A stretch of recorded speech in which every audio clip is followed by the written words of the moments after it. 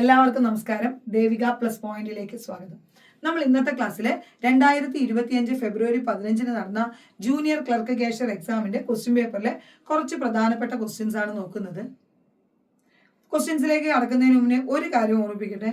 2025 March മാസം CSEB പുതിയ application വിളിച്ചിട്ടുണ്ട്. കേരളത്തിലെ സഹകരണ ബാങ്കുകളിൽ 175ലധികം clerk cashier vacancy, assistant secretary, data entry operator തുടങ്ങി എല്ലാതരം പോസ്റ്റുകളിലും ഒഴിവുകളുണ്ട്. സമയത്തിന് അപ്ലിക്കേഷൻ അയക്കുക. ഞാൻ എന്നും പറയുന്നൊരു കാര്യമാണ്, അപ്ലിക്കേഷൻ അയച്ചതുകൊണ്ട് മാത്രം ഇതുവരെ ആർക്കും ജോലി കിട്ടിയിട്ടില്ല. പഠിക്കണം. എങ്ങനെ പഠിക്കണം? പരീക്ഷയെ അറിഞ്ഞു പഠിക്കണം. KCS റൂളിന് അമെൻമെന്റ് വന്നതോടുകൂടി CSEB പരീക്ഷാ പാറ്റേൺ മൊത്തത്തിൽ മാറ്റി എന്ന് തന്നെ പറയാം. ഇതുവരെ നമുക്ക് 80 മാർക്ക്, അതായത് അര മാർക്ക് വീതമുള്ള 160 ചോദ്യങ്ങളും 2 മണിക്കൂറായിരുന്നു എക്സാം സമയമെങ്കിൽ ഇനി മുതൽ 100 ചോദ്യം 100 മാർക്ക് 1.5 മണിക്കൂർ സമയം.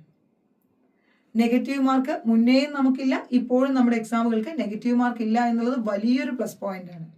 കാരണം നെഗറ്റീവ് മാർക്കിനെ പേടിക്കുന്ന ഒരു വലിയ വിഭാഗം ആളുകൾ ഇപ്പോഴും നമ്മൾക്കിടയിലുണ്ട്.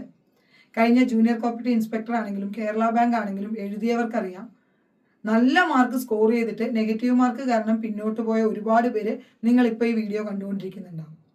അപ്പം അതുകൊണ്ട് സന്തോഷിച്ചോളൂ, നമുക്ക് ഇപ്പോഴും നെഗറ്റീവ് മാർക്ക് ഇല്ല. മാത്രമല്ല 1.5 മണിക്കൂറാണ് സമയം. അതായത് 100 ചോദ്യങ്ങളും നിങ്ങൾക്ക് 90 മിനിറ്റ് സമയവും ലഭിക്കും. ഏകദേശം ഒരു ചോദ്യത്തിന് അതിനോളം തന്നെ, അതായത് 1 മിനിറ്റിനടുത്ത് സമയം കിട്ടും എന്നുള്ളത് വലിയൊരു കാര്യമാണ്. പിന്നെ എക്സാമിന്റെ മാർക്ക് മാറ്റിയതിനോടൊപ്പം തന്നെ മാർക്ക് ഡിസ്ട്രിബ്യൂഷൻ എങ്ങനെയാണെന്ന് കൂടി CSEB വളരെ വ്യക്തമായി പറഞ്ഞിട്ടുണ്ട്.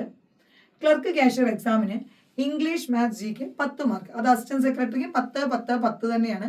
English 10, GK 10, maths 10. സബ്ജക്ട് എങ്ങനെയാണ്?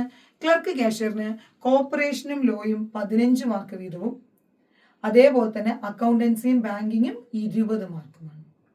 ഓക്കെ, അതായത് 20 അക്കൗണ്ടൻസി, 20 ബാങ്കിങ്, ലോയും കോർപ്പറേഷനും 15 മാർക്ക് വീതം. ഇതേപോലെ അസിസ്റ്റന്റ് സെക്രട്ടറി എത്തുമ്പോൾ എന്താവുന്നു? ബാങ്കിങ് 20 ആവും, പക്ഷെ നമ്മുടെ അക്കൗണ്ടൻസി ഒക്കെ 15ലേക്ക് കുറച്ച് ഓഡിറ്റിങ്ങിൽ നിന്ന് ഒരു 10 ചോദ്യവും കൂടി വരും. ഓക്കെ, ഓഡിറ്റിങ്ങിൽ നിന്ന് 10 മാർക്ക്. അപ്പം മാത്സ് 10 ആവുന്നതോടുകൂടിയുള്ള ഗുണം എന്താണ്? നമുക്ക് മുന്നേത്തെ എക്സാമുകൾക്ക് 20 ചോദ്യം അറ്റൻഡ് ചെയ്യുമ്പോഴാണ് 10 മാർക്ക് കിട്ടിയിരുന്നത്. ഇനി 10 ചോദ്യങ്ങളേ ഉള്ളൂ. അപ്പൊ അതോടുകൂടി സമയം തികയുന്നില്ല എന്നുള്ള നിങ്ങളുടെ ഒരു പരാതിക്ക് ഒരു പരിഹാരമാകുമെന്ന് പ്രതീക്ഷിക്കാം. എല്ലാം കൊണ്ടും 2025 ഒരു നല്ല തുടക്കമാണ്. പരീക്ഷയുടെ രീതി മാറുന്നു, കൂടുതൽ വേക്കൻസികൾ റിപ്പോർട്ട് ചെയ്യപ്പെടുന്നു.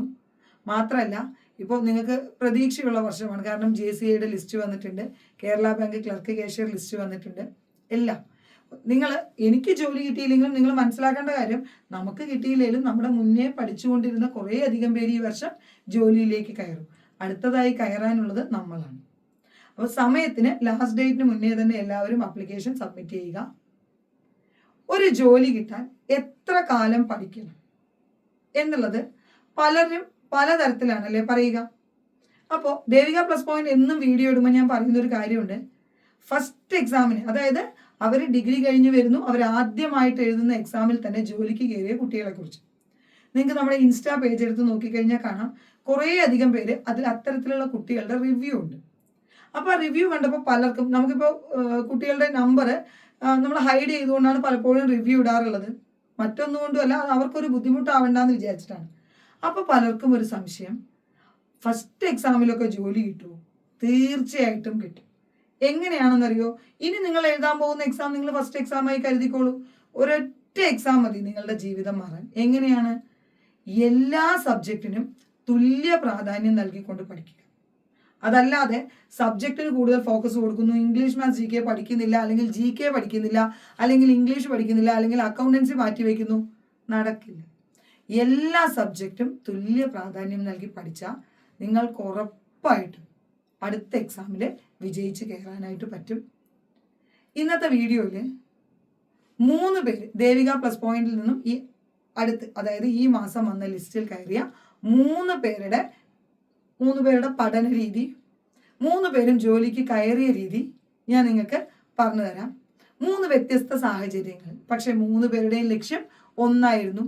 3 പേരും ആ ലക്ഷ്യത്തിലേക്ക് എത്താനെടുത്ത സമയവും അവരെത്താനെടുത്ത രീതിയും വ്യത്യസ്തമാണ്.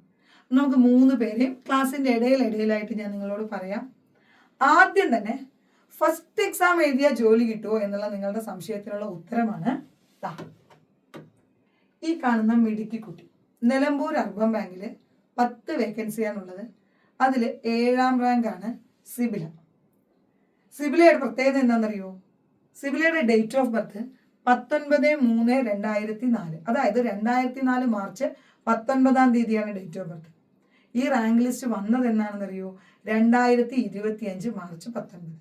അതായത് സിബിലയുടെ 21ാമത്തെ പിറന്നാളിൻ്റെ ദിവസമാണ് റാങ്ക് ലിസ്റ്റ് വരികയും RBIയുടെ ലൈസൻസോടുകൂടി വർക്ക് ചെയ്യുന്ന കേരളത്തിലെ ഏറ്റവും നല്ല ഒരു അർബൻ ബാങ്കിലെ ക്ലർക്കായി മാറുകയും ചെയ്യുന്നത്. കാരണം 21 വയസ്സെന്ന് പറയുമ്പോൾ നിങ്ങൾക്ക് ആലോചിച്ചാൽ അറിയാം ആ കുട്ടി ഡിഗ്രി കഴിഞ്ഞിട്ട് എത്ര കാലം പഠിച്ചിട്ടുണ്ടാവും. ചിറ്റൂർ ഗവൺമെൻറ് കോളേജിൽ നിന്ന് ഡിഗ്രി കഴിഞ്ഞ് നേരിട്ട് ഫസ്റ്റ് നമ്മുടെ അടുത്തേക്ക് വരുന്നു. കാരണം ആളുടെ മുന്നേ അനുഗ്രഹം വന്ന് ഇതേപോലെ ഫസ്റ്റ് എക്സാമിൽ കയറി പോയിട്ടുണ്ട്. അടുത്ത ബാച്ചിൽ നിന്ന് സ്നേഹ വന്നു, ഈ ബാച്ചിൽ നിന്ന് സിബില വന്നു. ഇങ്ങനെ ഫസ്റ്റ് എക്സാമിൽ കയറിപ്പോയതിലേക്ക് ഒരാൾ കൂടെ. അപ്പോൾ ഈ സിബില ഈ എക്സാമിൽ ഒരു ബാങ്കിൻ്റെ ലിസ്റ്റിൽ മാത്രമേ ഉണ്ടായിരുന്നുള്ളൂ. അതായത് 2024 ഓഗസ്റ്റ് മാസത്തിൽ നടന്ന എക്സാമിൻ്റെ ലിസ്റ്റാണിത്. ആൾ ഒറ്റ ബാങ്കിൻ്റെ ലിസ്റ്റിലേ വന്നുള്ളൂ. അതുകൊണ്ട് തന്നെ ഒരു ബാങ്കിന്റെ ലിസ്റ്റിൽ വന്നു. എന്നോട് ഇന്റർവ്യൂ കഴിഞ്ഞപ്പോൾ തന്നെ എനിക്ക് മെസ്സേജ് അയച്ചിരുന്നു. മിസ്സേ ധാരാളം ചോദ്യങ്ങൾ ചോദിച്ചു, എല്ലാത്തിനും എനിക്ക് ഉത്തരം പറയാൻ കഴിഞ്ഞു എന്ന് പറഞ്ഞിട്ട് എനിക്ക് മെസ്സേജ് അയച്ചിരുന്നു. പക്ഷെ എന്നാൽ പോലും പുറത്ത് നിൽക്കുന്ന നമ്മളൊരു സംശയ ദൃഷ്ടിയിലാണ് നോക്കുക. കാരണം ഒരു ബാങ്കിന്റെ മാത്രം ലിസ്റ്റിൽ വരുന്നു. അതുമാത്രമല്ല, ആ ബാങ്കിന്റെ റാങ്ക് ലിസ്റ്റ് നോക്കിയാൽ നിങ്ങൾക്കറിയാം കൂടുതൽ മാർക്കുള്ളവർക്കൊക്കെ ഇന്റർവ്യൂവിന് കുറച്ച് മാർക്കാണ് ഇട്ടിരിക്കുന്നത്. ഇവരെ പോലെ ലാസ്റ്റ് കട്ട് ഓഫ് മാർക്കിൽ നിൽക്കുന്നവർക്ക് ഫുൾ മാർക്ക് ഇന്റർവ്യൂവിന് ഇട്ട് കൊടുത്തിട്ടുണ്ട്. അപ്പോൾ റെക്കമെൻഡേഷൻ ആയിരിക്കും, ആ കുട്ടി അങ്ങനെ സ്വാധീനിച്ചിട്ടായിരിക്കും എന്നൊക്കെ പറഞ്ഞ് 1-2 പേര് എന്നോട് പറഞ്ഞപ്പോൾ എനിക്ക് സത്യം പറഞ്ഞാൽ വിഷമം തോന്നി. കാരണം ഒരാളുടെ ഹാർഡ് വർക്കിനെയാണ് നമ്മൾ എന്ത് ചെയ്യുന്നത്, നമ്മൾ ഇത്ര വില കുറച്ച് കാണുന്നത് ഒരു റെക്കമെൻഡേഷന്റെ പേരിലാണെന്ന് പറയുന്നത് എന്ന്. കാരണം എനിക്കറിയാം ഇന്റർവ്യൂവിന് സിബിലിയോട് നിറയെ ചോദ്യങ്ങൾ ചോദിച്ചു എന്നും നന്നായിട്ട് അറ്റൻഡ് ചെയ്യാൻ പറ്റിയെന്നും. പക്ഷേ അത് കഴിഞ്ഞ് 2ാമത്തെ എക്സാം, അതായത് ഈ ഫെബ്രുവരിയിൽ നടന്ന എക്സാമിൽ 22 ബാങ്ക് അപ്ലൈ ചെയ്തു. ഈ 22 ബാങ്കിൻ്റെയും ലിസ്റ്റിൽ കയറി മിടുക്കി. അപ്പോൾ അതോടുകൂടി ആ പ്രശ്നം അവസാനിപ്പിച്ചു. അതായത് ഒരാളുടെ വിജയവും ആക്സിഡൻ്റലി സംഭവിക്കുന്നതല്ല, ഒന്നും വഴിതെറ്റി വരുന്നതോ ഭാഗ്യം കൊണ്ട് വരുന്നതോ അല്ല, ഹാർഡ് വർക്ക് കൊണ്ടാണ് വരുന്നത്. നിങ്ങൾക്ക് ഒരു ബാങ്കിന്റെ ലിസ്റ്റിൽ കയറാൻ കഴിയുമെങ്കിൽ, ഒരു എക്സാമിൽ നിങ്ങൾക്ക് ലിസ്റ്റിൽ കയറാൻ കഴിയുമെങ്കിൽ നിങ്ങൾ തുടർച്ചയായി പഠിച്ചോളൂ. ഇനി വരുന്ന പരീക്ഷകളിൽ നിങ്ങൾ എല്ലാ ബാങ്കിന്റെയും ലിസ്റ്റിലുണ്ടാവും. അങ്ങനെ വെറും 21ാമത്തെ വയസ്സിൽ ജോലിക്ക് കയറിയതാണ്.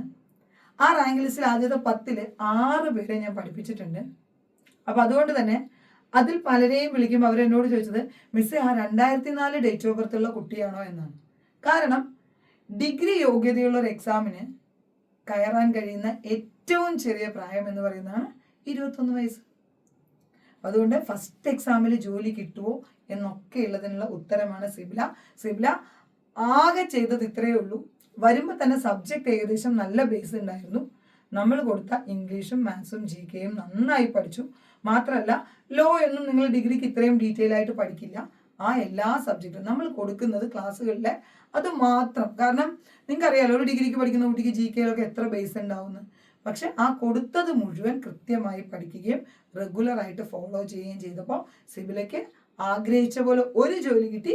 ഇപ്പോൾ ഒരു ജോലിയല്ല, 22 ബാങ്കിന്റെ ലിസ്റ്റിലുള്ള സ്വന്തം ജില്ലയിലും, പാലക്കാടാണ് വീട്, പാലക്കാട് ജില്ലയിൽ ഉൾപ്പെടെ കുറേയധികം ബാങ്കിന്റെ ലിസ്റ്റിൽ വന്നിട്ടുള്ള മിടുക്കിയാണ്. അപ്പം അതുകൊണ്ട് പഠിച്ചാൽ ജോലി കിട്ടും. ഇനി അടുത്ത ആളുടെ സക്സസ് സ്റ്റോറി ഞാൻ കുറച്ച് ക്വസ്റ്റ്യൻസ് ഡിസ്കസ് ചെയ്തതിന് ശേഷം പറയാം.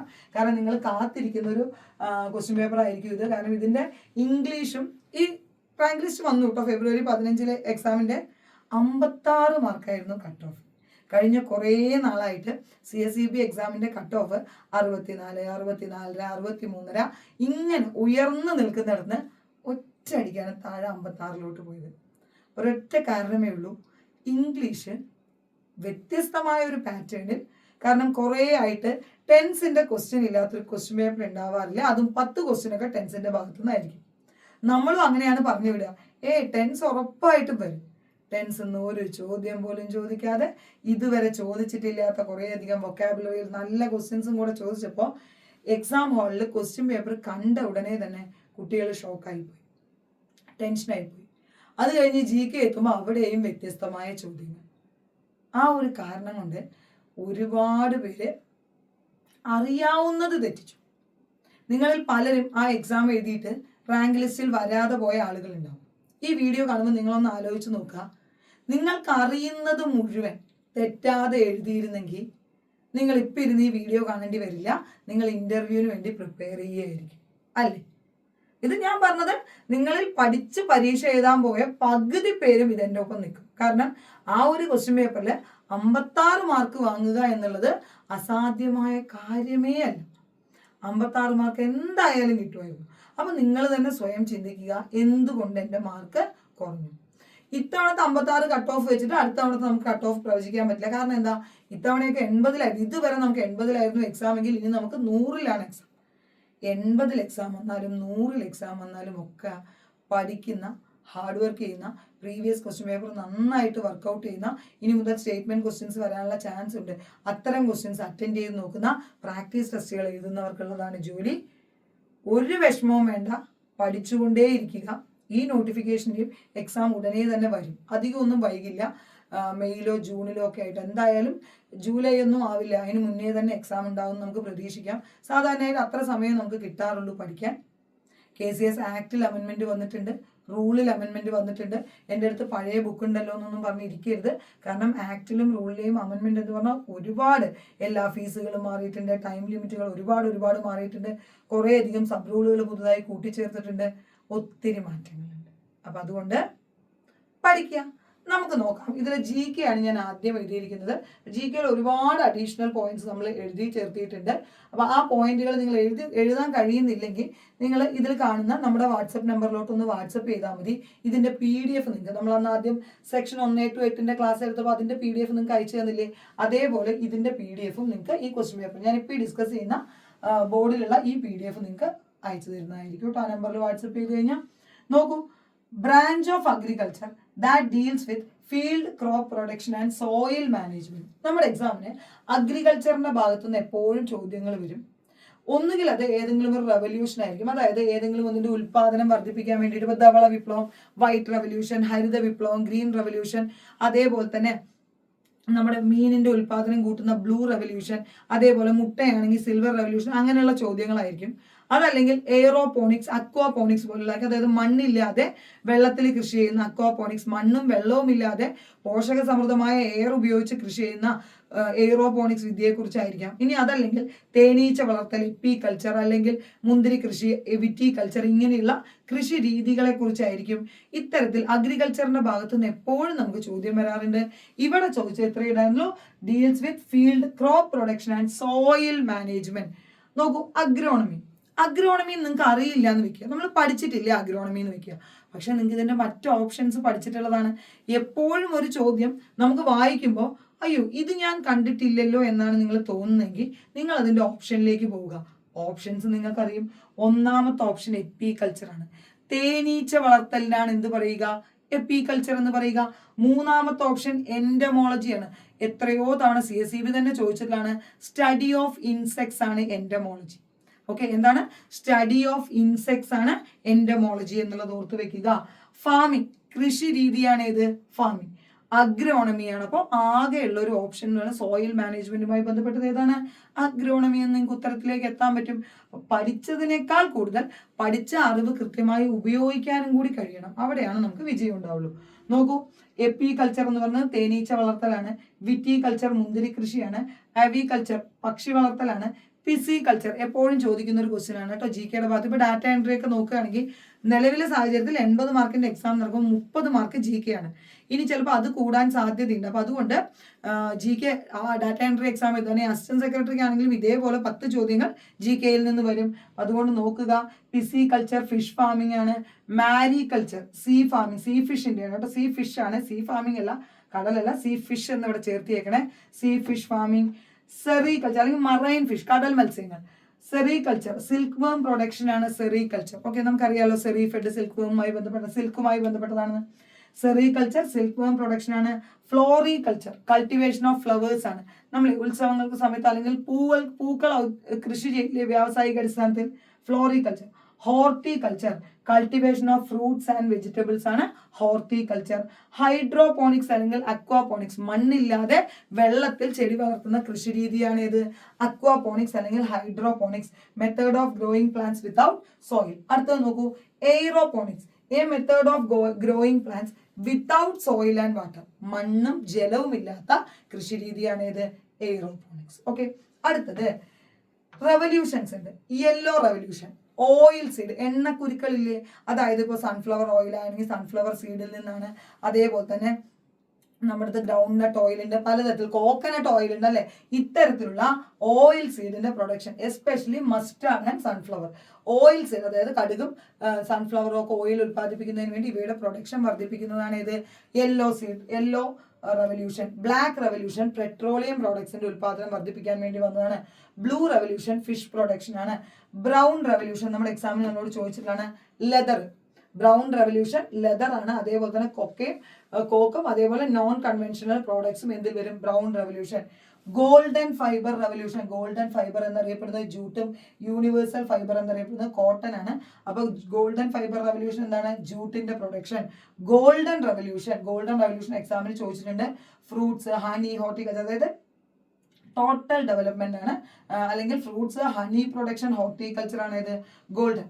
റെയിൻബോ റെവല്യൂഷൻ ആണ് ടോട്ടൽ റെവല്യൂഷൻ കേട്ടോ.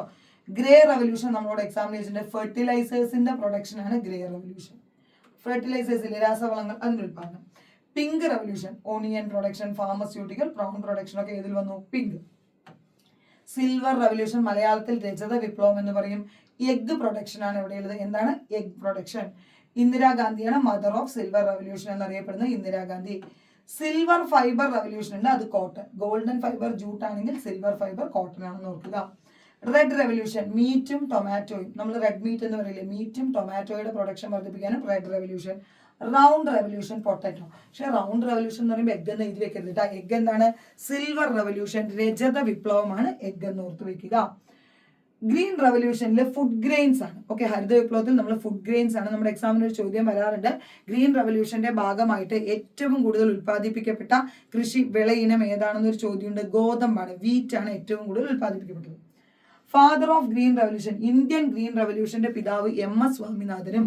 ലോകത്ത് ചോദിച്ചാൽ അത് നോർമൻ ബോർലോഗുമാണ്. ഓക്കെ, ലോകത്ത് ഗ്രീൻ റെവല്യൂഷന്റെ പിതാവായിട്ട് അറിയപ്പെടുന്ന ആരാണ്, നോർമൻ ബോർലോഗ്. ഇന്ത്യൻ ഗ്രീൻ റെവല്യൂഷന്റെ പിതാവ് ആരാണ്, MS Swaminathan. White revolution milk പ്രൊഡക്ഷനുമായി ബന്ധപ്പെട്ടിരിക്കുന്നു. ഡോക്ടർ വർഗീസ് കുര്യൻ അല്ലെ, നമ്മൾ പഠിച്ചിട്ടുണ്ട്. ധവള വിപ്ലവത്തിന്റെ പിതാവ് എന്നറിയപ്പെടുന്നത് ആരാണ്, വർഗീസ് കുര്യൻ ആണ്. ഡോക്ടർ വർഗീസ് കുര്യൻ എന്ന് ഓർത്തു വെക്കുക. Father of Indian white revolution Varghese Kurian ആണ്. ശ്രദ്ധിക്കുക, രണ്ടാമത്തെ ചോദ്യം, മൂലൂർ മെമ്മോറിയൽ ഏത് ജില്ലയിലാണ്? ഇപ്പൊ ജില്ലകളെ കുറിച്ച് നമുക്ക് എത്ര ചോദ്യം വേണമെങ്കിലും ഓരോ ജില്ലയിൽ നിന്നും ചോദിക്കാം. പത്തനംതിട്ടക്കാരെ സംബന്ധിച്ചിടത്തോളം അവർക്ക് ഈ ചോദ്യം വളരെ ഈസി ക്വസ്റ്റ്യൻ ആയിരിക്കും, അല്ലെങ്കിൽ അതിന്റെ അടുത്ത് കിടക്കുന്ന ജില്ലക്കാരെ സംബന്ധിച്ചിടത്തോളം എല്ലാവർക്കും അറിയണമെന്നില്ല. ഓരോ ജില്ലയിലെയും പ്രത്യേകത നമുക്ക് അറിയുന്നുണ്ടാവും. കേരളത്തിലെ എല്ലാ ജില്ലകളും പഠിക്കാൻ ശ്രമിക്കുക. കാരണം 10 ചോദ്യമേ ഉള്ളൂ എന്ന് പറഞ്ഞിട്ട് കാര്യമില്ല, 10 മാർക്ക് ഉണ്ട് GK. ഓക്കെ, മറക്കരുത്. നമ്മൾ അതങ്ങ് ഒഴിവാക്കി കഴിഞ്ഞാൽ നമുക്ക് ഇപ്പോൾ ഒരു എക്സാമിന് കറണ്ട് അഫയേഴ്സ് ചോദിച്ചില്ല എന്ന് വിചാരിക്കുക. ഫെബ്രുവരി 15 നടന്ന എക്സാമിന് കറണ്ട് അഫെയറേ ചോദിച്ചില്ല.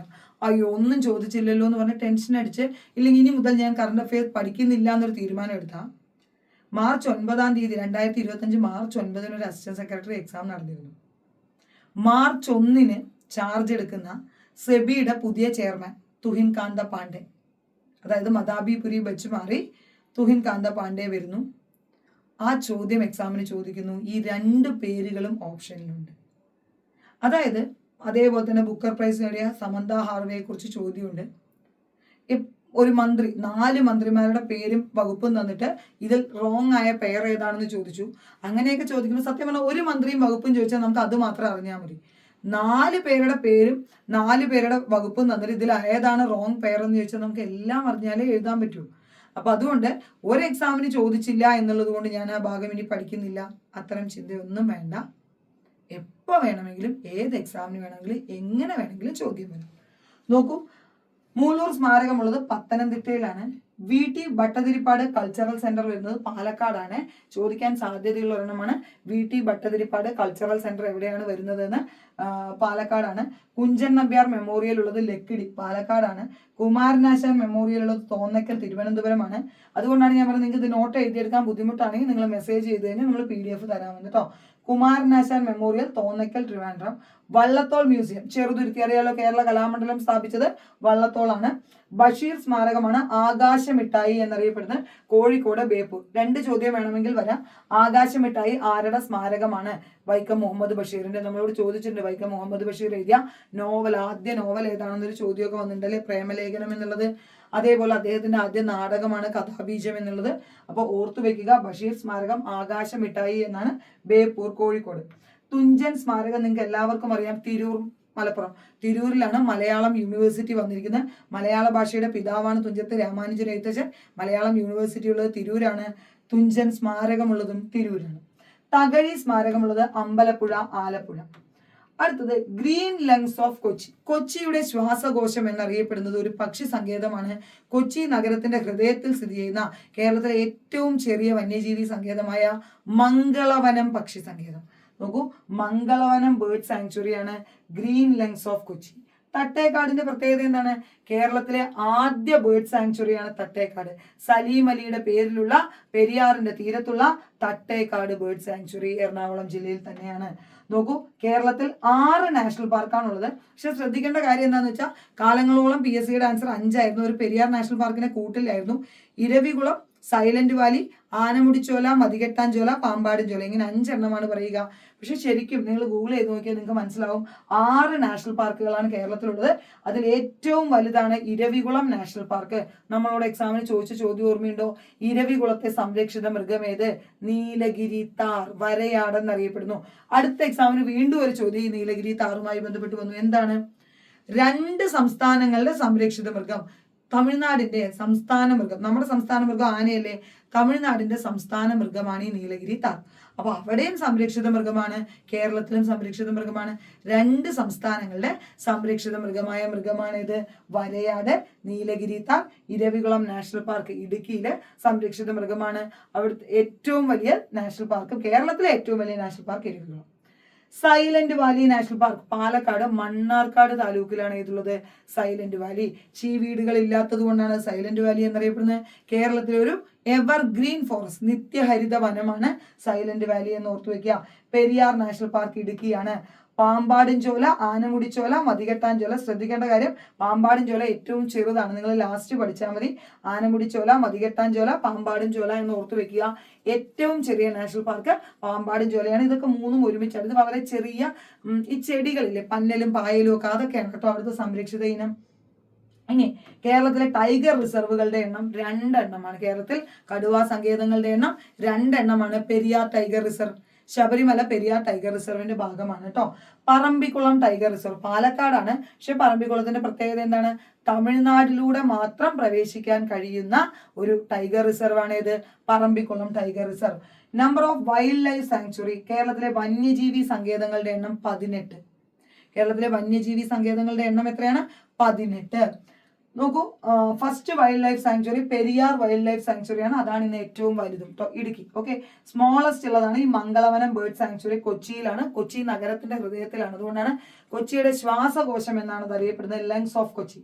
District which large reserve forest ഏറ്റവും കൂടുതലുള്ളത് ഇടുക്കിയില്. പക്ഷേ നിങ്ങളോടുള്ള ചോദ്യം, ശതമാനാടിസ്ഥാനത്തിൽ ഏറ്റവും കൂടുതൽ വനമുള്ള ജില്ല എന്ന് ചോദിച്ചാൽ ഏതാണ്? വയനാടാണ്. ഓക്കെ, അതായത് ഏറ്റവും കൂടുതൽ വനമുള്ള ജില്ല എന്ന് ചോദിച്ചാൽ ഇടുക്കി ആയിരിക്കും. ശതമാനാടിസ്ഥാനത്തിൽ ഏറ്റവും കൂടുതൽ വനമുള്ള ജില്ല എന്ന് ചോദിച്ചു കഴിഞ്ഞാൽ അത് ഏതാണ്? അത് വയനാടാണ്. ഡിസ്ട്രിക്ട് വിത്ത് ലാർജ് റിസർവ് ഫോറസ്റ്റ് എന്ന് പറയുന്നത് ഇടുക്കിയാണ്. കേരളത്തിലെ ഏറ്റവും വലിയ ജില്ല ഇടുക്കിയാണ്. ശതമാനാടിസ്ഥാനത്തിൽ ഏറ്റവും കൂടുതൽ വനം എന്ന് ചോദിച്ചാൽ ഏതാണ്? അത് വയനാടാണ്. ഏറ്റവും കുറച്ച് എന്താ പറയുക വനമുള്ള ജില്ലയാണ് ഇത്? ആലപ്പുഴ. ഏറ്റവും കുറച്ച് റിസർവ് ഫോറസ്റ്റ് ഉള്ളത് ആലപ്പുഴ. ഫസ്റ്റ് ബേർഡ് സാങ്ച്വറിയാണ് തട്ടേക്കാട്, സലീം അലിയുടെ പേരിലാണുള്ളത്, എറണാകുളത്താണ്. കുക്കു പാരഡൈസ് എന്നറിയപ്പെടുന്ന ഏതാണ്? തട്ടേക്കാട്. ഇപ്പൊ ഗ്രീൻ ലങ്സ് ഓഫ് കൊച്ചി എന്നറിയപ്പെടുന്ന മംഗളവനം പോലെ കുക്കു പാരഡൈസ് എന്നറിയപ്പെടുന്നത് ഏതാണ്? Thattekad. First wildlife sanctuary for the conservation of a particular plant. അതായത് ഒരു വന്യജീവി സങ്കേതം എന്ന് പറഞ്ഞാൽ നിങ്ങൾക്കറിയാം വൈൽഡ് ലൈഫിന് വേണ്ടിയിട്ടാണ്. ഒരു ചെടിയുടെ സംരക്ഷണത്തിന് വേണ്ടി നിലവിൽ വന്ന ആദ്യ വൈൽഡ് ലൈഫ് സാങ്ച്വറിയാണ് ഇത്, കുറിഞ്ഞി നാഷണൽ പാർക്ക്. നീലക്കുറിഞ്ഞി 12 വർഷത്തിൽ ഒരിക്കൽ മാത്രം പൂക്കുന്ന സ്ട്രോബിലാന്തസ് കുന്തിയാന എന്ന ശാസ്ത്രീയ നാമമുള്ള നീലക്കുറിഞ്ഞിക്ക് വേണ്ടിയിട്ട് വന്നതാണ് ഇത്, കുറിഞ്ഞി നാഷണൽ പാർക്ക്. ഇടുക്കിയാണ് ജില്ല. ക്യൂൻ ഓഫ് വെസ്റ്റേൺ ഗാർഡ്സ്, അതായത് പശ്ചിമഘട്ടത്തിന്റെ രാജ്ഞി എന്നറിയപ്പെടുന്നതാണ് ആര്, നീലക്കുറിഞ്ഞി. ഹെവൻ ഓഫ് മൈഗ്രേറ്ററി ബേർഡ്സ്, അതായത് ദേശാടന കിളികളുടെ പറുദീസ എന്നറിയപ്പെടുന്ന കടലുണ്ട്, ഈ പക്ഷി സങ്കേതമാണെന്ന് ഓർത്തു വെക്കുക. Haven of migratory birds. 4ാമത്തെ ചോദ്യം, which of the state is not sharing border with Pakistan? പാകിസ്ഥാനുമായിട്ട് അതിർത്തി പങ്കിടാത്ത സ്റ്റേറ്റ് ഏത്? അതായത് പാകിസ്ഥാനുമായിട്ട് അതിർത്തി പങ്കിടുന്ന 3 സംസ്ഥാനങ്ങളും ഒരു യൂണിയൻ ടെറിട്ടറിയുമാണ് നമുക്കിന്നുള്ളത്. പഞ്ചാബ്, രാജസ്ഥാൻ, ഗുജറാത്ത്, ഇത് 3ഉം പാകിസ്ഥാനുമായിട്ട് അതിർത്തി പങ്കിടുന്നു. പിന്നുള്ളത് ജമ്മു കാശ്മീരാണ്, അതിന്ന് സ്റ്റേറ്റ് അല്ല, യൂണിയൻ ടെറിട്ടറി ആണെന്ന് നമുക്കറിയാലോ. ഇത്രയുമാണ് പാകിസ്ഥാനുമായിട്ട് അതിർത്തി പങ്കിടുന്നത്. ലോങ്ങസ്റ്റ് ബോർഡർ ഉള്ളത് രാജസ്ഥാനും. അതേപോലെ തന്നെ ഇന്ത്യയും പാകിസ്ഥാനെയും വേർതിരിക്കുന്ന ലൈനാണ് ഏത്, റാഡ്ക്ലിഫ് ലൈൻ. നമ്മളോട് മുന്നേ എക്സാമിന് ചോദിച്ചത് ഓർമ്മയുണ്ടോ, 38th പാരലൽ ചോദിച്ചത്, സൗത്ത് കൊറിയയും നോർത്ത് കൊറിയയും വേർതിരിക്കുന്നത്. അതേപോലെ 49th പാരലൽ ഉണ്ട്. ഇപ്പൊ എല്ലാവരും കാനഡക്കല്ലേ പോകുന്നത്, USA കാനഡ ബോർഡറാണ് 49th പാരലൽ. നോക്കൂ, റാഡ്ക്ലിഫ് ലൈൻ, ഇന്ത്യ പാകിസ്ഥാൻ, അതായത് സിറിൽ റാഡ്ക്ലിഫ് ആണ് ഇന്ത്യ പാകിസ്ഥാൻ വിഭജനത്തിന്റെ പ്ലാൻ തയ്യാറാക്കിയതും അതിർത്തി ചെയ്തു നോക്കാം, പ്ലാൻ ചെയ്തു നോക്കാം. അപ്പൊ അതുകൊണ്ട് തന്നെ റാഡ്ക്ലിഫിന്റെ പേരിൽ, സിറിൽ റാഡ്ക്ലിഫിലെ റാഡ്ക്ലിഫ് ലൈനാണ് India Pakistan border. McMahon line India China, Durand line India Afghanistan, 49th parallel USA Canada, 38th parallel South Korea North Korea, 17th parallel South Vietnam North Vietnam, 16th parallel Namibia Angola, English Channel ബ്രിട്ടനും ഫ്രാൻസും. അതുകൊണ്ടല്ലേ കുട്ടികളെ മാഹി, ഇന്ത്യയെ കേരളത്തെ മാഹിയിൽ നിന്ന് വേർതിരിക്കുന്ന മയ്യഴിപ്പുഴ എന്തെന്നറിയപ്പെടുന്നു, ഇന്ത്യയുടെ English channel എന്നല്ലേ അറിയപ്പെടുന്നത്. കാരണം കണ്ണൂർ ബ്രിട്ടീഷ് കോളനി ആയിരുന്നു, പുതുച്ചേരി ഫ്രഞ്ച് കോളനി ആയിരുന്നു. ഈ പുതുച്ചേരിയുടെ ഭാഗമാണ് ഏത്, മാഹി. അപ്പൊ അതിന്റെ ഇടയിൽ കൂടെ ഒഴുകുന്ന മയ്യഴിപ്പുഴയെ എന്തെന്ന് വിളിക്കുന്നു, ഇന്ത്യയുടെ ഇംഗ്ലീഷ് ചാനൽ എന്ന് വിളിക്കുന്നു. പഠിച്ചിട്ടില്ലേ? അടുത്തത് 8 ഡിഗ്രി ചാനൽ ഇന്ത്യയെ മാൽദീവ്സുമായിട്ട് എന്താ പറയുക വേർതിരിക്കുന്നു. 9 ഡിഗ്രി ചാനൽ ലക്ഷദ്വീപ് ഐലൻഡ്സിനെ മിനിക്കോയ് ഐലൻഡുമായി വേർതിരിക്കുന്നു. 10 ഡിഗ്രി ചാനൽ ആൻഡമാനിനെ നിക്കോബാറുമായിട്ട് വേർതിരിക്കുന്നു. ശ്രദ്ധിക്കേണ്ട കാര്യം, നമ്മുടെ അയൽ രാജ്യങ്ങൾ അല്ലെങ്കിൽ നമ്മുടെ നോർത്തേൺ മോസ്റ്റ് പോയിന്റ് ഏതാണ്, Indira call. Southern most point Indira point. അതേപോലെ ഗുഹർ, മോത്തിക്കി, ബിത്തുവണ്ട്, നമ്മുടെ ഈസ്റ്റേൺ ആൻഡ് വെസ്റ്റേൺ മോസ്റ്റ് പോയിന്റുകളെ കുറിച്ച്, ഇതൊക്കെ എവിടെയാണ് സ്ഥിതി ചെയ്യുന്നത് നമ്മൾ ഓർക്കേണ്ട ഒരു കാര്യമുണ്ട്. ഇന്ദിരാ പോയിന്റ് എവിടെയാണെന്ന് ചോദിച്ചത് ആൻഡമാൻ ഐലൻഡ് എന്നും നിക്കോബാർ ഐലൻഡ്. സദേൺ മോസ്റ്റ് ആണെന്ന് പറയുമ്പോൾ ആൻഡമാൻ നിക്കോബാർ എന്നല്ല ഓപ്ഷൻ നിന്ന്, ആൻഡമാൻ എന്നും നിക്കോബാർ.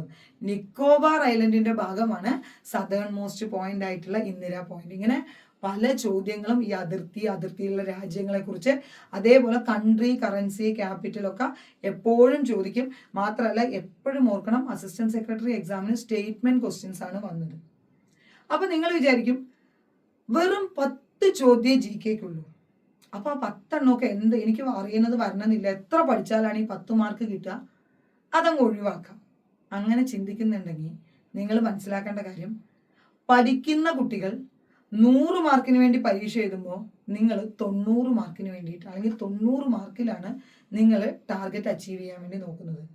അത് വേണ്ട, അത് കഷ്ടമല്ലേ. അപ്പൊ അതുകൊണ്ട് തന്നെ മുഴുവൻ പഠിക്കുക, GK പഠിക്കുന്നേ. കറണ്ട് അഫയേഴ്സ് ഒക്കെ നോക്കൂ, കേരളത്തിലെ മന്ത്രിസഭകൾ അല്ലെങ്കിൽ കേരളത്തിലെ മുഴുവൻ മന്ത്രിമാരെ, അവരുടെ വകുപ്പുകൾ, കേന്ദ്രമന്ത്രിമാരെ, അവരുടെ വകുപ്പുകൾ. അതേപോലെ തന്നെ ഇപ്പോൾ ഓസ്കാർ അനൗൺസ് ചെയ്തു അല്ലെ, ഏറ്റവും പുതിയ ഓസ്കാറിൽ മികച്ച സിനിമയായത് അനോറ. അതേപോലെ തന്നെ മിക്കി മാഡിസൺ നടിയായി. അതേപോലെ തന്നെ സിയാൻ ബേക്കർ അതിന്റെ സംവിധായകനായി. 5 ഓസ്കാറാണ് ആ സിനിമ നേടിയത്. ഇങ്ങനെ ലേറ്റസ്റ്റ് ആയിട്ട് നടക്കുന്ന കാര്യങ്ങൾ ഒരു ഇൻട്രസ്റ്റോടെ അങ്ങ് പഠിച്ചു വെച്ചാൽ മതി. നമ്മളതല്ലാതെ ഭയങ്കര കഷ്ടപ്പെട്ടൊന്നും പഠിക്കേണ്ട. കറണ്ട് അഫയേഴ്സ് ഒക്കെ എന്നും അപ്ഡേറ്റ് ചെയ്ത് നോക്കിയാൽ മതി കേട്ടോ. ഇതൊക്കെ എക്സാമിന് ചോദിക്കുന്ന ചോദ്യങ്ങളാണ്. അതേപോലെ തന്നെ ഡി ഗുഗേഷ് ഉൾപ്പെടെയുള്ളവർക്ക് രാജീവ് ഗാന്ധി, ഇപ്പൊ ധ്യാൻചന്ദ് ഖേൽ രത്ന, അല്ലെ മുമ്പ് രാജീവ് ഗാന്ധി ഖേൽ രത്ന എന്നായിരുന്നു, ഇപ്പൊ മികച്ച സ്പോർട്സ് പേഴ്സൺ കൊടുക്കുന്ന ധ്യാൻചന്ദ് ഖേൽ രത്ന അവാർഡ് ഇത്തവണ നേടി മനു ബാക്കറിന്. അപ്പൊ നമ്മൾ അതിങ്ങനെ ഓർത്ത് വെച്ച് കറണ്ട് അഫയേഴ്സ് ഒക്കെ എപ്പോഴും അപ്ഡേറ്റ് ചെയ്ത് പോവുക കേട്ടോ. നോക്കൂ, ഈ അതിർത്തിയുടെ ഭാഗത്തു നിന്നൊക്കെ ഇനിയും ഒരുപാട് കാര്യങ്ങൾ പഠിക്കാനുണ്ട്. പക്ഷെ ഒരുപാട് കാര്യങ്ങൾ പഠിക്കാൻ നിന്നാൽ ഈ ഒറ്റ ക്ലാസ്സിൽ കഴിയില്ല.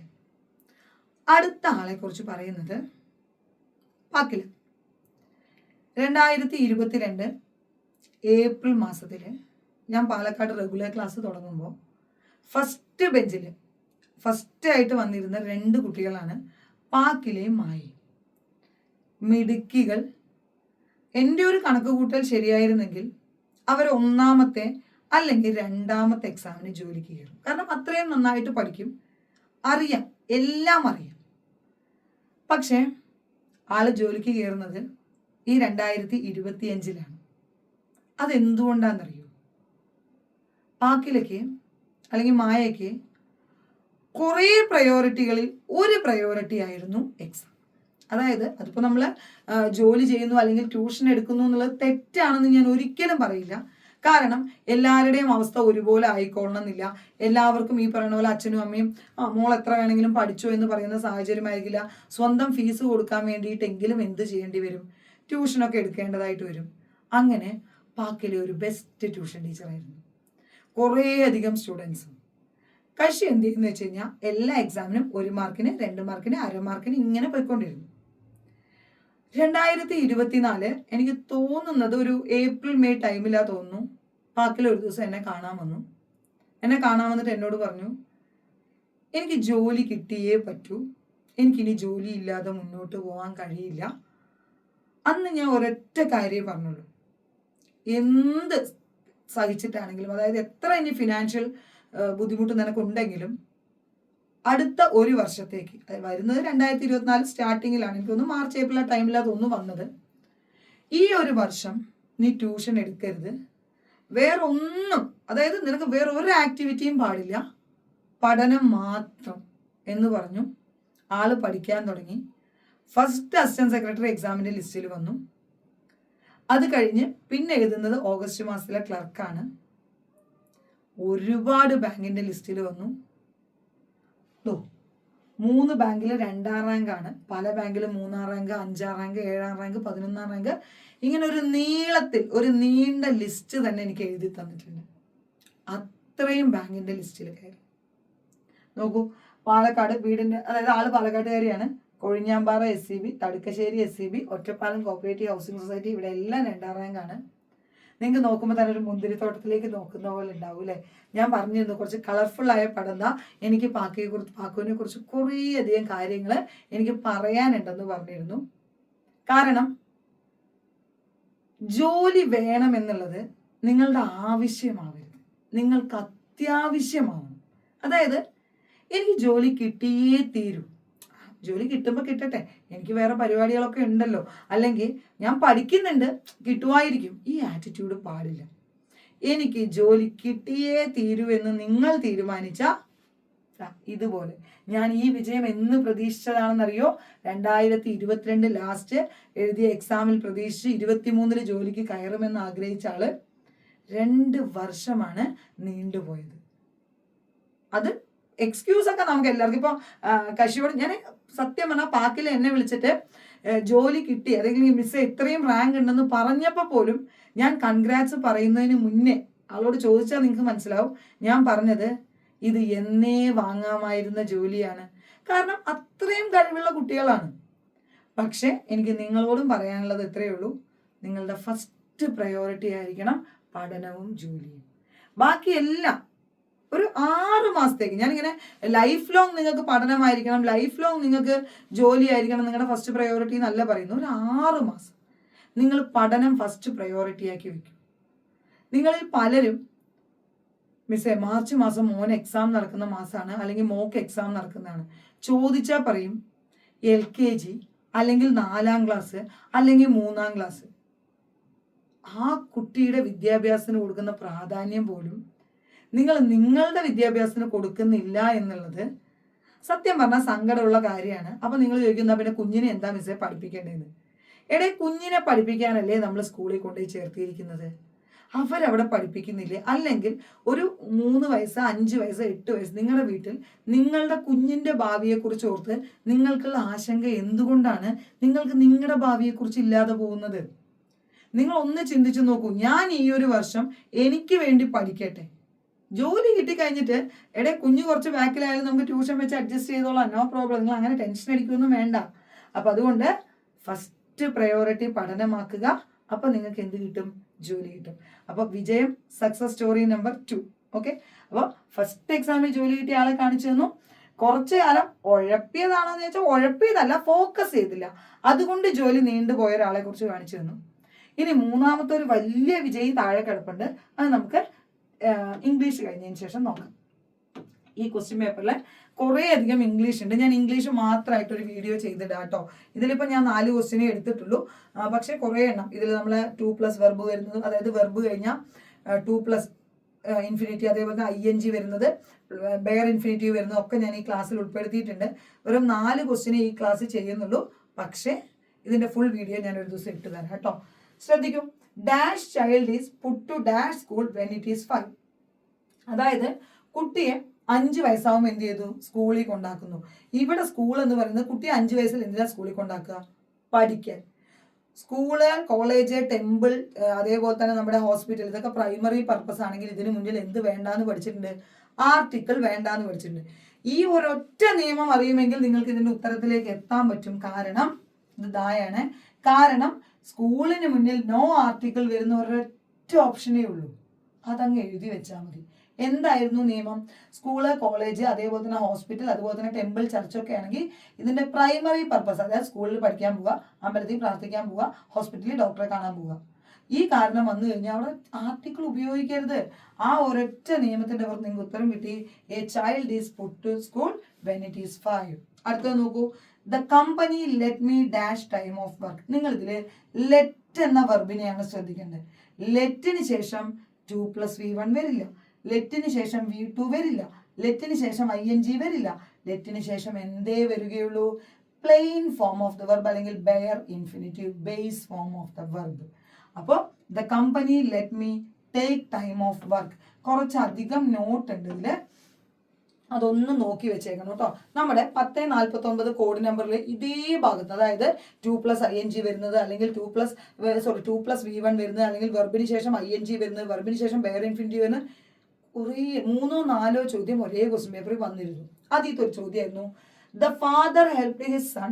ഞാൻ കളർ മാറ്റി കൊടുത്തത് ഈ ക്വസ്റ്റ്യൻ പേപ്പറിലെ ക്വസ്റ്റ്യൻ അല്ല കേട്ടോ, തൊട്ട് മുന്നത്തെ എക്സാമിന്റെ ക്വസ്റ്റ്യൻ ആയിരുന്നു. The father helped his sun dash the homework. നമ്മൾ എങ്ങനെ ഇംഗ്ലീഷിന് എക്സാമ്പിൾ എഴുതുക? ഈ സാരിക്ക് ബ്ലൗസ് എടുക്കാൻ പോകുന്ന പോലെയാണ്. നിങ്ങൾ ഇപ്പൊ ഒരു കല്യാൺ സിൽക്സിലോ എവിടെയെങ്കിലും കൊണ്ടുപോയിട്ട് ഒരു സാരിക്ക് ബ്ലൗസ് കൊടുക്കുകയാണ്, നിങ്ങൾ എന്താ ചെയ്യാം? അവരെന്താ ചെയ്യാം? നിങ്ങളല്ല, ആ കടയത്തെ ചേച്ചി എന്ത് ചെയ്യും? ആ സാരി എടുത്തിട്ട് ഇങ്ങനെ കുറേ ബ്ലൗസ് പീസ് ഉണ്ടാവും അല്ലെ, അതിലേക്ക് ഇങ്ങനെ ഇങ്ങനെ ഇങ്ങനെ ഇങ്ങനെ വെച്ച് കൊടുക്കും. എന്നിട്ട് നിങ്ങളോട് ചോദിക്കും ഇത് മതിയോ? അപ്പൊ നിങ്ങൾ പറയും അടുത്തത്, അടുത്തത്, വീണ്ടും അടുത്തത്, അത് മതി എന്ന് പറഞ്ഞിട്ട് നമ്മൾ അതെടുക്കും. ഇതേപോലെയാണ് ഇംഗ്ലീഷിൽ നിങ്ങൾ പലപ്പോഴും ആൻസർ എഴുതുക. നിങ്ങൾ എങ്ങനെ ഇതിന്റെ ആൻസർ എഴുതുക? The father helped his son to finish the homework, finish the homework, for finishing the homework.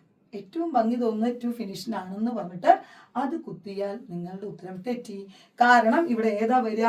ഹെൽപ്പിന് ശേഷം ബെയർ ഇൻഫിനിറ്റീവ്, അതായത് 2 ഇല്ലാത്ത, ING ഇല്ലാത്ത പ്ലെയിൻ ഫോം ഓഫ് ദ വെർബേ ഉപയോഗിക്കാൻ പാടൂ. അതുകൊണ്ടാണ് അവിടെ ഫിനിഷ് വന്നത്. Help or help is followed by base form of the verb. വെർബിന്റെ ബേസ് ഫോം ഉപയോഗിക്കണം. നോക്കൂ, can you help wash the clothes, we help paint their house, I will help you acquire English. കണ്ടോ? ഇതേ question പേപ്പറിൽ അടുത്ത ചോദ്യം, the teacher made the students dash the proverb. ഇതും അതേപോലെയാണ്. എങ്ങനെ നമ്മൾ നോക്കുക? The teacher made the students to repeat the proverb, repeat the proverb, repeating the proverb. ഭംഗി ടു റിപ്പീറ്റ് തന്നെയാണ് അല്ലേ? കാരണം അതിങ്ങനെ പറഞ്ഞു നോക്കുമ്പോൾ ഒരു സുഖമുണ്ട്. സുഖം നോക്കി പോയി കഴിഞ്ഞാൽ എക്സാമിന് മാർക്ക്. ഇതുവരെ നിങ്ങൾക്ക് പരീക്ഷയ്ക്ക് ഒരു ക്വസ്റ്റ്യൻ തെറ്റിയാൽ 1/2 മാർക്കാണ് പോകുന്നതെങ്കിൽ ഇനി നിങ്ങൾ ഒരു ക്വസ്റ്റ്യൻ തെറ്റിച്ചാൽ 1 മാർക്ക് അങ്ങ് പോകും. ഓർത്ത് വെച്ചേക്കണേ. എന്ന് വെച്ച് എഴുതാതെ വരാൻ പറ്റുമോ? നെഗറ്റീവ് മാർക്കില്ല, മുഴുവൻ അറ്റൻഡ് ചെയ്തിട്ട് വരണ്ടേ? അപ്പോൾ പഠിച്ചിട്ട് പോയ ഈ പ്രശ്നമേ ഇല്ല. നോക്കൂ, മെയ്ക്ക്, മെയ്ഡ്, ഇവയ്ക്ക് ശേഷം ലെറ്റ് പോലെ തന്നെ മെയ്ക്കോ മെയ്ഡിനോ ശേഷം വരുന്ന വെർബ് ബേസ് ഫോം ആയിരിക്കും, പ്ലെയിൻ ഫോം ആയിരിക്കും. Make, made plus object plus base form of the verb. They can make you work late, she made him do exercise. Okay, she made him do the exercise. To do the exercise ഇല്ല, do the exercise. ഇതേ question പേപ്പറിൽ അടുത്ത ചോദ്യം, he encouraged the boy dash the new course. എന്നാ പിന്നെ ആദ്യത്തെ രണ്ടും base form അല്ലേ, മൂന്നാമത്തെയും കൊണ്ടേ ബേസ് എഴുതാന്ന് വിചാരിച്ചിട്ട് he encouraged the boys joining എന്ന് എഴുതിയ തെറ്റി. കാരണം എൻകറേജിന് ശേഷം 2+ V1 ഉപയോഗിക്കണം. എന്താ അല്ലേ കഥ? പഠിച്ചേ പറ്റൂക. അടുത്ത ചോദ്യം നോക്കൂ, they have decided dash the books. അവിടെയും they have decided to return the books. അവിടെ എന്താ ചെയ്യാന്നറിയോ? ആദ്യത്തെ 2 2+V1 എഴുതും. അപ്പൊ നമ്മൾ വിചാരിക്കും 4 2+V1 തരില്ല. ആദ്യത്തെ 2 2+V1 അല്ലേ എഴുതിയേ, ഇനി 2 ഇല്ലാത്ത 2 എഴുതാം, അല്ലെങ്കിൽ ING ഉള്ള 2 എഴുതാം എന്ന് വിചാരിച്ചാൽ തെറ്റി. റൂള് പഠിച്ചിട്ട് പോയാൽ ഇതൊക്കെ ഭയങ്കര എളുപ്പമാണ്. ഞാൻ പറഞ്ഞു തരാം ഏതൊക്കെയാണ് നോക്കേണ്ടത്. ഇതേ ക്വസ്റ്റ്യൻ പേപ്പർ നോക്കൂ. Verbs that follow bare infinitive എഴുതി വെച്ച് പഠിച്ചേക്കണേ. ഈ വെർബുകളൊക്കെ തന്ന ഇതിന് ശേഷം ബേസ് ഫോം എഴുതിയാൽ മതി. ഏതൊക്കെയാ നോക്കൂ. Let, see, help, notice, make, made, hear, feel, watch. അതേപോലെ തന്നെ ഹാഡ് ബെറ്റർ. എത്രയോ തവണ എക്സാമിന് ചോദിച്ചതല്ലേ had better. You had better consult a doctor, you had better prepare well അല്ലേ. Must, ought to, would rather, except, but. ഇവയ്ക്കൊക്കെ ശേഷം bare infinitive അല്ലെങ്കിൽ ബേസ് ഫോം 2 ഇല്ലാത്ത, ING ഇല്ലാത്ത, ED ഇല്ലാത്ത ഫോം എഴുതിയാൽ മതി. She didn't let me go out, I made them give me. കണ്ടോ, ഐ മെയ്ഡ് കഴിഞ്ഞിട്ട് ഗിവ് ആണ് വന്നത്, ലെറ്റ് കഴിഞ്ഞിട്ട് ഗോ ആണ് വന്നത്, ഹാഡ് ബെറ്റർ കഴിഞ്ഞിട്ട് കൺസൾട്ട് ആണ് വന്നത്, വുഡ് റാദർ കഴിഞ്ഞിട്ട് കില്ലാണ് വന്നത്, വാച്ച് കഴിഞ്ഞിട്ട് സ്റ്റീൽ ആണ് വന്നത്, ക്യാൻ യു ഹെൽപ്പ് കഴിഞ്ഞിട്ട് ഫൈൻഡ് ആണ് വന്നത്, I will do anything except cooking അല്ല, I will do anything except കുക്കാണ്. ഇതൊക്കെ ശ്രദ്ധിച്ച് വെക്കണേ. എക്സാമിന് ചോദ്യം വന്നാൽ ഈസി ആയിട്ട് കൊണ്ടേ കുക്കിംഗ് ചെയ്തു. She does nothing but cry. Okay, she does nothing but cry. Nothing അല്ലെങ്കിൽ ബട്ടിന് ശേഷം വരുന്നത് എന്തായിരിക്കണം, ബെയർ ഇൻഫിനിറ്റീവ് ആയിരിക്കണം. ഓക്കെ, കറണ്ട് പോയത് കൊണ്ടാണ് വെളിച്ചം ഒന്ന് കുറഞ്ഞത്. നോക്കണ്ട, നമുക്ക് പഠിക്കാം. അതുകൊണ്ട് ചെറിയൊരു വീഡിയോയ്ക്ക് ഒരു മങ്ങലുണ്ടാവും. ഇപ്പൊ കറണ്ട് വരും. ഓക്കെ, ശ്രദ്ധിക്കൂ. Verbs followed by to infinitive. ഏതൊക്കെ വെർബിലാണ് 2+ഇൻഫിനിറ്റീവ് വരിക? Afford, demand, like, pretend, agree, fail, love, promise, arrange, forget, manage, refuse, ask, hate, remember. Note ചെയ്ത് വെച്ചാൽ മതിയേ. Begin, need, start, choose, hope, offer, try, continue, plan, want, decide, learn, prefer. പക്ഷേ ഇവിടെ ശ്രദ്ധിക്കേണ്ട കാര്യം, ഈ ലവ്, ഈ പ്രിഫർ, ലൈക്ക് ഇതൊക്കെ ഉണ്ടല്ലോ, ഒരേ സമയം 2+ വരും, ING വരും. നമുക്ക് നോക്കാം. നോക്കൂ.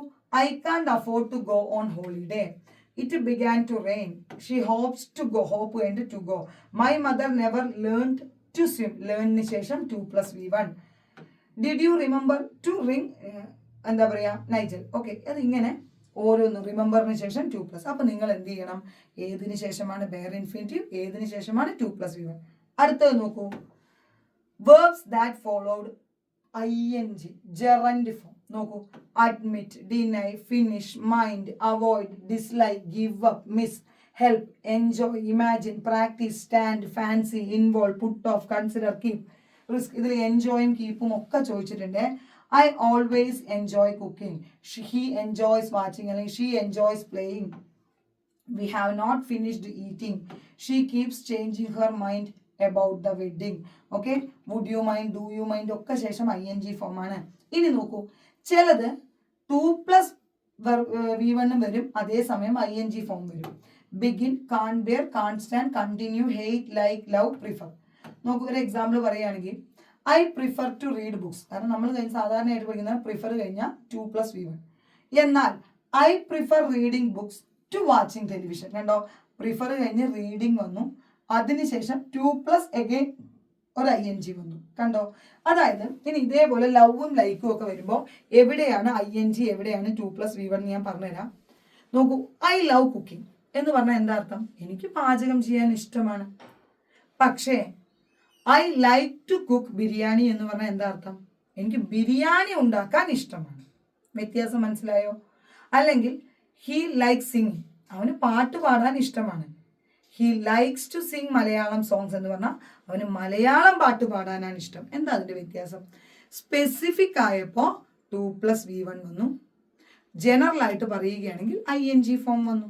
ഓക്കെ, ഇനി ഒരു 2-3 ക്വസ്റ്റ്യനും കൂടി ഉണ്ട്, നമുക്ക് നോക്കാം. അതായത് വൊക്കാബുലറി കേട്ടോ. വൊക്കാബുലറി ഇത്തവണ ഒരു വളരെ പുതുമയുള്ള ധാരാളം വേർഡുകൾ വന്നു. അത് മാത്രമല്ല കൺഫ്യൂഷൻ ഉണ്ടാക്കുന്ന വേർഡുകളും വന്നു. നോക്കൂ. Something which is imaginated to be real but actually does not exist. നിങ്ങൾ എല്ലാവരും ഏറ്റവും കൂടുതൽ പേര് ഇതിൻ്റെ ഉത്തരം എഴുതിയിട്ടുണ്ടാവുക ഓപ്ഷൻ സി മിറാഷ് എന്നുള്ളതായിരിക്കും. അതായത് മരീചിക. ഇല്ല, പക്ഷെ കണ്ണിന്റെ മുന്നിൽ അവിടെ വെള്ളമുള്ളതായിട്ട് തോന്നൂലേ? പക്ഷേ അതിൻ്റെ വൺ വേർഡ് വേറെയാണ്. Due to atmospheric condition okay, ഒരു ഇമാജിനറി തിങ് ഉണ്ടെന്ന് തോന്നുന്നതാണ് മിറാഷ്. അറ്റ്മോസ്ഫറിക് കണ്ടീഷൻ കൊണ്ട് ഹൈ ക്ലൈമറ്റ് ഭയങ്കര ഹോട്ട് ആവുന്നതുകൊണ്ടൊക്കെ തോന്നുന്നതാണ്. പക്ഷെ ഇവിടെ പറഞ്ഞത് something which is imaginated to be real, അതായത് ഒരാളുടെ സാങ്കല്പിക ലോകത്തിലുണ്ട് പക്ഷെ അത് യഥാർത്ഥത്തിലില്ല, ഫിഗ്മെന്റ് ആണ്. ഏതാണ്? ഫിഗ്മെന്റ് ആണ്. കറണ്ട് വന്നു എന്ന് നിങ്ങൾക്ക് എൻ്റെ മുഖത്ത് തെളിച്ചം കാണുമ്പോൾ മനസ്സിലാവുന്നുണ്ടല്ലോ അല്ലേ? ഇത്രയേ ഉള്ളൂ പിള്ളേരെ. ജീവിതത്തിലും ഇടയ്ക്കൊക്കെ ഇരുട്ട് വന്നു കഴിഞ്ഞാൽ അത് മാറി കുറച്ച് സമയം കഴിയുമ്പോൾ വെളിച്ചം വരും. നമുക്ക് അങ്ങനെ ഇതിനെ എന്താക്കാം, താത്വികമായിട്ട് അങ്ങ് അവലോകനം ചെയ്തേക്കാം. അതല്ലാതെ ഇപ്പം നിരാശപ്പെട്ടിരുന്നിട്ട് കാര്യമില്ലല്ലോ. ഇപ്പോൾ വേണമെങ്കിൽ എന്ത് ചെയ്യാം, അയ്യോ കറണ്ട് പോയല്ലോ അല്ലെങ്കിൽ വീഡിയോ മങ്ങുമല്ലോ എന്ന് വിചാരിച്ച് നിർത്തിയാ അവിടെ കഴിഞ്ഞു. പഠനവും ഇതുപോലെയാണ്. ഒന്ന് ഡൗൺ ആയാലും നിങ്ങൾ എന്ത് ചെയ്യണ്ട, വിചാരിക്കേണ്ടത് ലൈഫിൽ ഇതുപോലെ വെളിച്ചം ഉടനെ വരും. അപ്പൊ ആർക്കെങ്കിലും ഒക്കെ അയ്യോ എൻ്റെ ലൈഫ് ഇപ്പോഴും ഇങ്ങനെയാണല്ലോ, ഞാൻ എത്ര എഴുതിയിട്ടും കിട്ടുന്നില്ലല്ലോ എന്നൊക്കെ വിചാരിക്കുന്നുണ്ടെങ്കിൽ പേടിക്കണ്ട, ഒരു ദിവസം നമുക്കും വരും. ഓക്കെ, അധികം താമസിയാതെ. പക്ഷെ വരട്ടെ എന്ന് പറഞ്ഞ് നമ്മൾ കാത്തിരിക്കരുത്. നമ്മൾ ചെയ്യേണ്ട പ്രവൃത്തി എന്ത് ചെയ്യുക, ചെയ്തുകൊണ്ടേയിരിക്കുക. എന്താണത്? പഠിക്കുക. അടുത്തത് നോക്കൂ, extreme old age when person behaves like A full. ഭയങ്കര പ്രായാധിക്യം കൊണ്ട് ഒരാള് ഫൂളിനെ പോലെ പെരുമാറുക, ഡോട്ടേജ് ആണ്. ഓക്കെ, ഇനി പ്രായാധിക്യം കൊണ്ട് നമുക്ക് ഓർമ്മത്തെറ്റൊക്കെ വന്നു കഴിഞ്ഞാൽ അത് സെനിലിറ്റി ആണ് കേട്ടോ. അപ്പൊ ഓർത്ത് വെച്ചേക്കണം. ഇംബെസിലിറ്റി എന്ന് പറഞ്ഞാൽ ജന്മനാൽ ആളൊരു വിഡ്ഢിയെ പോലെയൊക്കെ പെരുമാറുന്നതാണ്. Choose the word which best expresses the meaning, അതായത് സിനോണിം ഓഫ് പെർസ്പീക്യൂസ്. ക്ലിയർ ആണ്, ഇതും പുതിയൊരു വാക്കാണ്.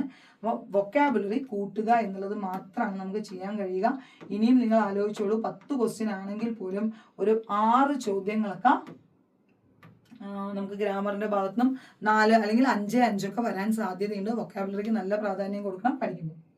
അടുത്തത് അലിഷ.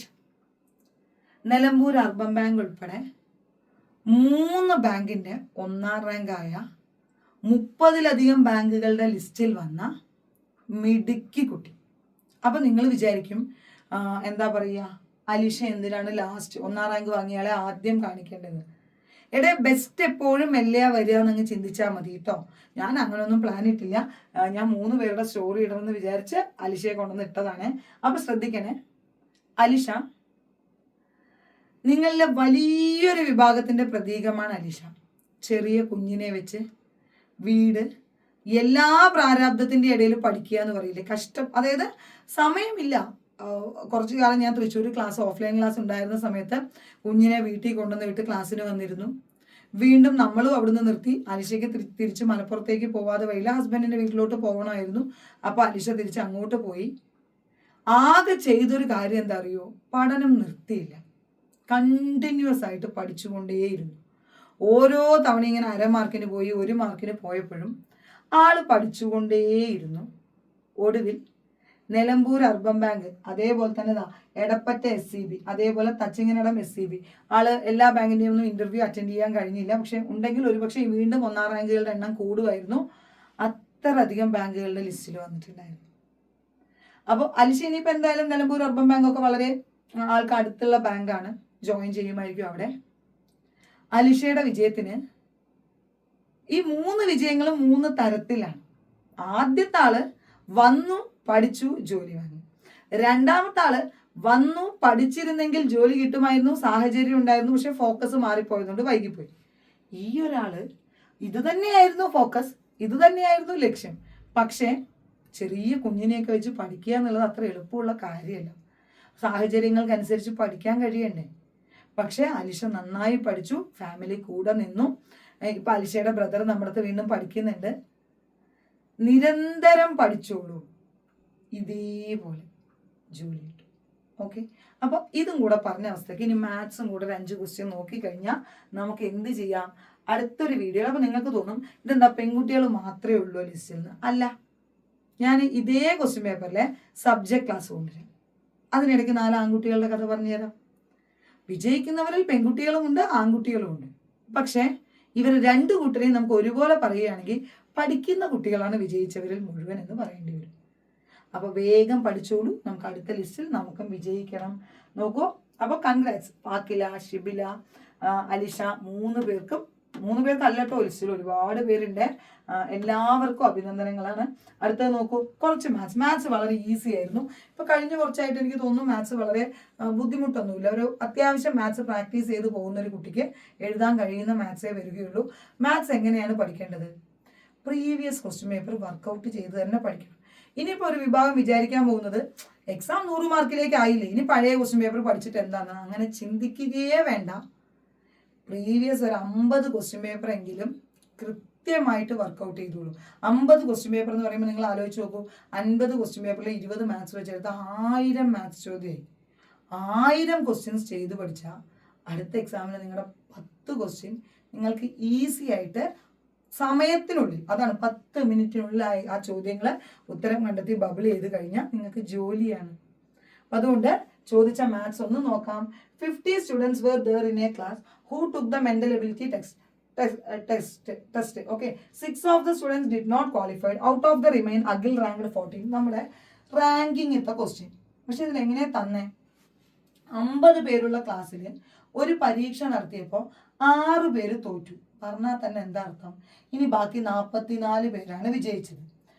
അതിൽ അഖിൽ 14-ആമനാണെങ്കിൽ, മുകളിൽ നിന്ന് പിന്നിൽ നിന്ന് 14-ആമനാണെങ്കിൽ ലാസ്റ്റിൽ നിന്ന് 14ആണ്. അപ്പൊ മുന്നിൽ നിന്ന് എത്രയാണ്? നമുക്കറിയാം ടോട്ടലും ഒരു വശവും തന്നാൽ മറുവശത്തു നിന്നുള്ള റാങ്ക് കാണാൻ ടോട്ടലിൽ നിന്ന് തന്ന വശം കുറച്ചിട്ട് 1 കൂട്ടിയാൽ മതി. അപ്പൊ 44-ന്ന് 14 കുറയ്ക്കുക, അപ്പൊ 30 കിട്ടും. 30 + 1 31. കിട്ടിയോ? കിട്ടി. അടുത്തത് find the word which does not belong with others. ഇതില് കൂട്ടത്തിൽ പെടാത്ത ഒറ്റയാൻ ആര്? Chrome, Firefox, Google, Opera. എല്ലാവരും നമുക്ക് അറിയുന്നതാ അല്ലെ.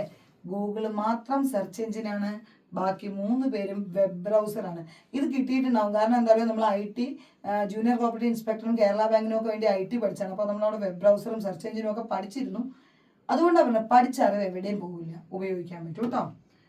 അടുത്ത ചോദ്യം, if the 2 numbers is sum of 2 numbers 1444, difference 156, അങ്ങനെയാണെങ്കിൽ which number is greater? Okay, നിങ്ങൾ എങ്ങനെ കണ്ടുപിടിക്കുക കുട്ടികളെ? എങ്ങനെയായിരുന്നു?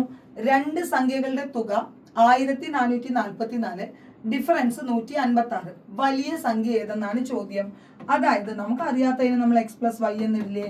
x+y 1444. 2 സംഖ്യകളുടെ വ്യത്യാസം പറഞ്ഞാൽ x - y 156. രണ്ടും കൂടെ ഒന്ന് ആഡ് ചെയ്ത് നോക്കിയേ. എക്സും എക്സും കൂടെ കൂട്ടിയാൽ 2x, പ്ലസ് വൈയും മൈനസ് വൈയും കൂടി കട്ട് ചെയ്ത് പോകും. 2x = 6 × 4 = 10, ബാക്കി 1, 5 × 1 = 6, 6 × 4 = 10, ബാക്കി 1, 1600. സോ x = 800 അല്ലേ? x 800 ആണ്. എക്സും വൈയും കൂടി കൂട്ടിയാൽ 1444 ആണ്. y കണ്ടുപിടിക്കാൻ എന്താണ് കുട്ടികളെ ഇത്ര ബുദ്ധിമുട്ട്? y = 1444 - 800. അപ്പോൾ നമുക്ക് ചെയ്യേണ്ട കാര്യമൊന്നുമില്ല, ഇല്ലാതെ തന്നെ നിങ്ങൾക്ക് ഉത്തരം എഴുതാൻ പറ്റും. 644. അപ്പോൾ ഒരു സംഖ്യ 800 കിട്ടി, ഒരു സംഖ്യ 644 കിട്ടി. വലിയ സംഖ്യ 800, ചെറിയ സംഖ്യ 644. നമ്മളെ തെറ്റിക്കാൻ വേണ്ടി നോക്കിയ ഒരു ഓപ്ഷനെ 644 കൊടുത്തിട്ടുണ്ട്. നമ്മൾ എഴുതില്ല, കാരണം നമ്മളോട് ഗ്രേറ്റർ ആണ് ചോദിച്ചത്. നമ്മൾ എന്ത് എഴുതും? 800 എന്ന് എഴുതും. ഓക്കെ, അപ്പോൾ പഠിക്കുക, എല്ലാവരും പഠിക്കുക. നമ്മൾ ഒരിക്കലും പിന്നോട്ട് പോവരുത്. എല്ലാവരും പുതിയ നോട്ടിഫിക്കേഷന് ലാസ്റ്റ് ഡേറ്റിന് മുന്നേ തന്നെ അപ്ലിക്കേഷൻ അയക്കുക. ഇപ്പോൾ CSEBയുടെ 1 ടൈം രജിസ്ട്രേഷൻ ചെയ്തിട്ട് ഓൺലൈനായിട്ടാണ് നമുക്ക് അപ്ലിക്കേഷൻ സബ്മിറ്റ് ചെയ്യാൻ കഴിയുക. അപ്ലിക്കേഷനായിട്ട് അയക്കാൻ കഴിയുന്ന ബാങ്കുകളുടെ എണ്ണം ലിമിറ്റ് ചെയ്തിട്ടില്ല. മുന്നേത്തെ പോലെ തന്നെ നിങ്ങൾക്ക് കേരളത്തിലെ ഏത് ജില്ലയിലെ ഏത് ബാങ്കിലേക്കും നിങ്ങൾക്ക് അപ്ലൈ ചെയ്യാനായിട്ട് കഴിയും. ഒരു ജനറൽ കാറ്റഗറി ഉദ്യോഗാർത്ഥിക്ക് 18 വയസ്സ് മുതൽ 40 വയസ്സ് വരെയാണ് അപ്ലിക്കേഷൻ അയക്കാൻ കഴിയുക. OBC ആണെങ്കിൽ 43 വയസ്സ് വരെയും, SC STക്ക് 45 വയസ്സ് വരെ, വിഡോയ്ക്ക് 5 വർഷത്തെ വയസ്സളവുണ്ട്, PHന് 10 വർഷത്തെ വയസ്സളവുണ്ട്, 50 വയസ്സ് വരെ. യോഗ്യത എന്ന് പറയുന്നത് BCom കോർപ്പറേഷൻ, HDC, JDC, അതേപോലെ തന്നെ നമ്മുടെ അഗ്രികൾച്ചർ യൂണിവേഴ്സിറ്റി നടന്ന BSc കോർപ്പറേഷൻ ആൻഡ് ബാങ്കിങ്. ഈ കോഴ്സുകളെല്ലാം പാസ്സായവർക്കാണ് ഈ എക്സാമിന് അപ്ലൈ ചെയ്യാനായിട്ട് കഴിയുക. ഇനി BCom മറ്റേതെങ്കിലും സ്ട്രീമിൽ ഫിനാൻസോ ടാക്സോ എടുത്തവരാണെങ്കിൽ അവർക്ക് അഡീഷണൽ ആയിട്ട് സ്പെഷ്യലൈസേഷൻ ചെയ്യാവുന്നതാണ് കോർപ്പറേഷനിൽ. അത് ചെയ്തവർക്കും കോഴ്സിന് ഈ എക്സാമിന് അപ്ലൈ ചെയ്യാൻ കഴിയും. പഠിക്കുക, കാരണം ഒരു ജോലി അത് ആഗ്രഹിച്ചിട്ടല്ലേ നിങ്ങൾ ഇത്രയും പഠിച്ചത്. നമ്മുടെ പഠനം ഒരു ലക്ഷ്യത്തിലെത്താതെ പിന്മാറിയാൽ നഷ്ടം നമുക്ക് മാത്രമാണ്. ഒരാളും നാളെ അയ്യോ ആ കുട്ടി ഇത്രയും പഠിച്ചിട്ട് കിട്ടിയില്ല എന്നൊന്നും പറയാൻ പോകുന്നില്ല. പഠിക്കാൻ പോയി കാര്യമൊന്നും ഉണ്ടായില്ല, കിട്ടിയില്ല, ഇങ്ങനെ പറയുകയുള്ളൂ. അപ്പം അതുകൊണ്ട് ലക്ഷ്യത്തിൽ എത്തുന്നത് വരെ പഠിക്കുക. കഴിഞ്ഞ ലിസ്റ്റിൽ നിന്ന് ഒരുപാട് പേരുണ്ട്. അപ്പം നമ്മൾ എല്ലാവരുടെയും സക്സസ് സ്റ്റോറി ചെയ്യാം. ഇതിൽ നിങ്ങൾക്ക് മനസ്സിലായില്ലേ, ഒന്നാമത്തെ എക്സാമിൽ ജോലിക്ക് കയറാം. പക്ഷെ ഒന്നാമത്തെ എക്സാമിൽ ജോലിക്ക് കയറിയില്ല എന്നുള്ളത് കൊണ്ട് ജോലി കിട്ടില്ല എന്നൊന്നും അർത്ഥം വരുന്നില്ല. നിരന്തരം പഠിക്കുന്നവർക്കാണ് ജോലി. അതിപ്പോൾ ലിസ്റ്റിൽ കയറിയ ആൺകുട്ടിയാണെങ്കിലും പെൺകുട്ടിയാണെങ്കിലും ഒക്കെ ധാരാളം പേരുണ്ട്. പക്ഷെ എല്ലാവർക്കും കോമൺ ആയിട്ടൊരു ഫാക്ടർ ചോദിച്ചു കഴിഞ്ഞാൽ എല്ലാവരും പഠിക്കുന്നവരാണ്, എല്ലാവരും ഹാർഡ് വർക്ക് ചെയ്തവരാണ്, എല്ലാവരും ദിവസവും 5, 8, 10 മണിക്കൂർ പഠനത്തിന് വേണ്ടി ചെലവാക്കിയ ആളുകളാണ്. അപ്പോൾ വിജയിച്ച എല്ലാവർക്കും അഭിനന്ദനങ്ങൾ. വിജയിക്കാൻ അല്ലെങ്കിൽ അടുത്ത പരീക്ഷയ്ക്കായി കാത്തിരിക്കുന്ന എല്ലാവർക്കും ആശംസകൾ. താങ്ക്